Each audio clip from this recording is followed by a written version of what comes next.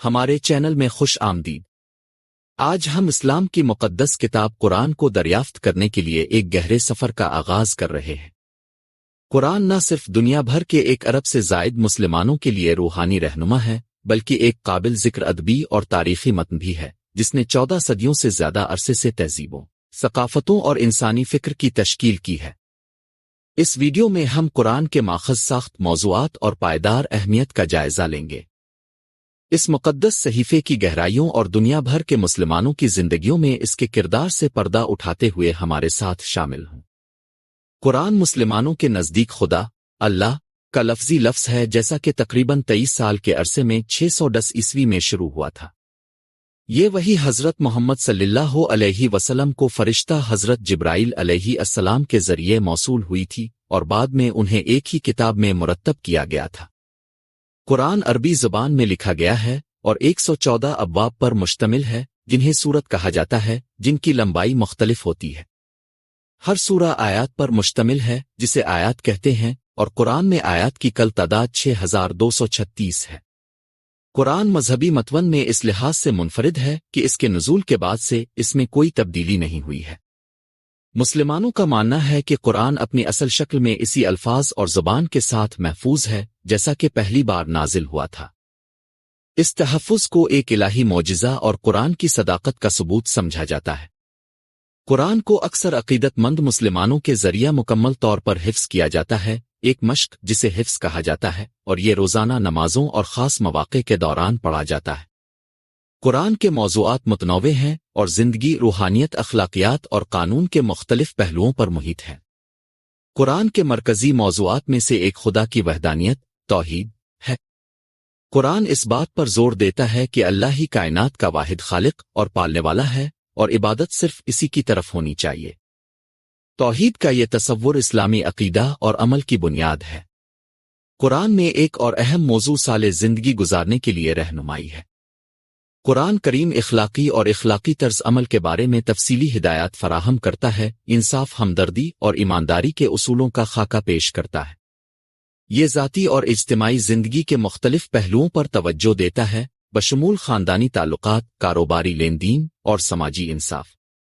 قرآن علم اور سیکھنے کی اہمیت پر بھی زور دیتا ہے، مومنوں کو حکمت اور سمجھ کی تلاش کی ترغیب دیتا ہے۔ قرآن میں انبیاء اور رسولوں کی بے شمار روایات موجود ہیں جنہیں خدا نے انسانیت کی رہنمائی کے لیے بھیجا تھا۔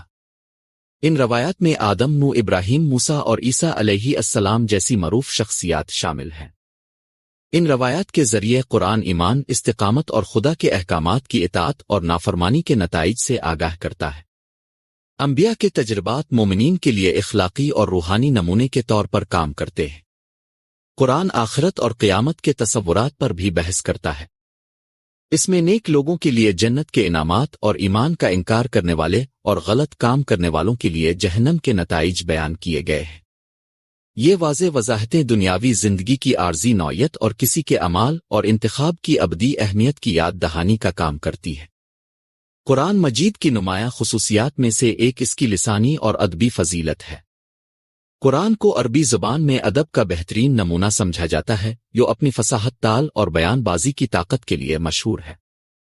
قرآن انسانیت کو چیلنج کرتا ہے کہ وہ اسی معیار کا متن تیار کرے، اس بات پر زور دیتے ہوئے کہ یہ انسانی صلاحیت سے باہر ایک الہی وحی ہے۔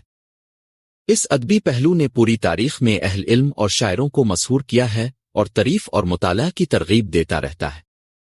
قرآن کا اثر مذہبی اور روحانی دائروں سے باہر ہے۔ اس نے اسلامی تہذیب کی تشکیل، سائنس، فلسفہ، آرٹ اور ثقافت کی ترقی میں اہم کردار ادا کیا ہے۔ علم اور سیکھنے پر قرآن کا زور اسلامی سنہری دور کے دوران فکری حصول کے فروغ کا باعث بنا۔ مسلم اسکالرز نے مختلف شعبوں میں نمایاں پیش رفت کی، جن میں ریاضی، فلکیات، طب اور ادب شامل ہیں، جو اکثر قرآنی تعلیمات سے متاثر ہوتے ہیں۔ قرآن اسلامی قانون کا ایک ماخذ بھی ہے جسے شریعت کہا جاتا ہے۔ یہ قانونی اور اخلاقی طرز عمل کے لیے بنیادی اصول اور رہنما خطوط فراہم کرتا ہے۔ حدیث کے ساتھ ساتھ پیغمبر محمد صلی اللہ علیہ وسلم کے اقوال اور اعمال کے ساتھ قرآن اسلامی فقہ کے لیے بنیادی ماخذ کے طور پر کام کرتا ہے۔ اسلامی اسکالرز عصری مسائل کو حل کرنے اور مسلم کمیونٹیز کے لیے رہنمائی فراہم کرنے کے لیے ان عبارتوں کی تشریح اور ان کا اطلاق کرتے ہیں۔ مسلمانوں کے لیے قرآن صرف ایک کتاب سے زیادہ ہے۔ یہ ایک زندہ رہنما ہے جو ان کی روزمرہ کی زندگیوں اور روحانی طریقوں کو تشکیل دیتا ہے۔ قرآن کی تلاوت عبادت کا ایک مرکزی عمل ہے اور اس کی آیات کو نماز، خاص مواقع اور ذاتی غور و فکر کے دوران پڑھا جاتا ہے۔ قرآن کی تلاوت اس کے سریلی اور تال کے معیار کے لیے مشہور ہے، جو اکثر بڑی تنظیم اور درستگی کے ساتھ کی جاتی ہے۔ یہ مشق الہی الفاظ کے ساتھ گہرے جذباتی اور روحانی تعلق کو فروغ دیتی ہے۔ قرآن کی تعلیمات مسلمانوں کے درمیان عالمی اتحاد اور بھائی چارے کے احساس کو بھی فروغ دیتی ہے۔ یہ کمیونٹی ہمدردی اور سماجی ذمہ داری کی اہمیت پر زور دیتا ہے۔ دنیا بھر کے مسلمان قرآن اور اس کی تعلیمات پر اپنے مشترکہ عقیدے کی وجہ سے متحد ہو کر ایک عالمی امت مومنین کی جماعت تشکیل دیتے ہیں۔